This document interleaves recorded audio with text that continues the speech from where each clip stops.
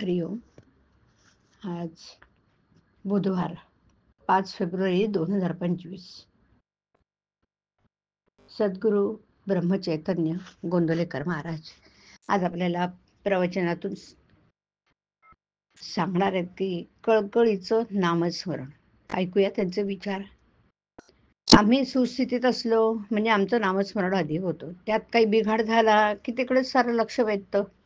याला कारण म्हणजे आपलं स्मरण हे बरोबरचं असतं. श्रद्धेने नामस्मरण करणं आपल्याला कठीण जातं.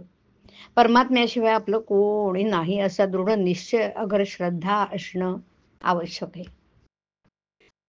मग प्रकृतीत काही बिघाड झाला ना तरी आपलं स्मरण टिकून राहील. द्रौपदीला आता आपला कोणी नाहीत राहता असं वाटून जेव्हा त्याने श्रीकृष्णाचा धावा केला तेव्हा भगवंत लगेच धावून आले.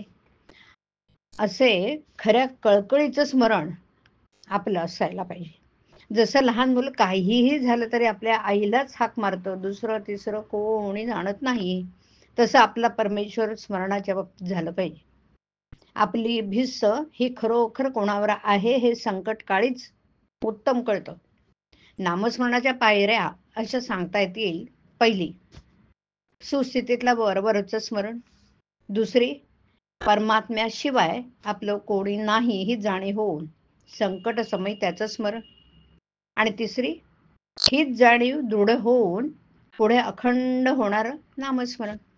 यापैकी वरवर स्मरण करणारा आम्हाला संकटेच नकोत असं म्हणतो, तर साधू संत आम्हाला संकटे येऊ देत असं भगवंताजवळ मागतात ना, कारण त्यावेळेसच त्याचं खरं स्मरण होतं ना. आपण स्वतः आहोत याची आपल्याला आज जितकी खात्री आहे तितकी खात्री भगवंत आहे अशी झाली पाहिजे. परमात्मा सर्व ठिकाणी आहे ही कल्पना केव्हा तरी आपल्याला होते